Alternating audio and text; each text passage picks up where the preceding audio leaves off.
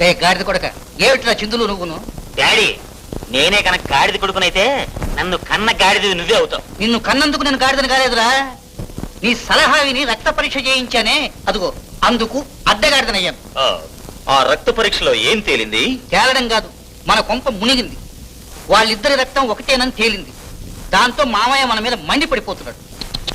Daddy, నీ కొడుకుగా నేను అనకూడదు గాని ఆ బ్రహ్మదేవుని నీ బుర్రలో మెదడు పెట్టడం మానేసి కంగారులో ఇంకేదో పెట్టేసి ఉంటాడు. I pity you dad. నన్నంత తేలిగ్గా తీసేయొద్దురా. 1 to all, A to Z అన్ని తెలుసుకోగల బుర్రరా నాది. నువ్వు ప్రతిసారి ఇలా అంటుంటే నిజమేమో అనుకున్నా గానీ నీకు ఏ టు జడ్ కాదు, కనీసం ఏ పక్కన బి ఉంటుందన్న సింపుల్ పాయింట్ కూడా తెలియదు. ఇప్పుడు ఏమైందంట్రా, అపోజిషన్ పార్టీ లాగా అలా చెరిగేస్తున్నావు? చెరిగేయటం కాదు, మామయ్య బ్లడ్ ఆ రంగడి బ్లడ్ ఒకటేనని నీకు ముందుగా తెలిసినప్పుడు ఏ పంది రక్తమో కుక్క రక్తమో పట్టుకెళ్లి టెస్ట్ చేయించి ఆ రక్తము మామయ్య రక్తము ఒకటి కాదని మస్కా కొట్టచ్చు కదా. నాకు ఐడియా తట్టలేదు. ఆ మాత్రం ఐడియా నీకు వచ్చుంటే ఈ పాటికి అమెరికాకు ప్రెసిడెంట్ అయి ఉండేవాడి. సరే చూస్తా, ఈసారి ఒక బ్రహ్మాండమైన ఐడియా వేసి ఆ తర్వాత నీకు వచ్చి వెయ్యి వెయ్యి.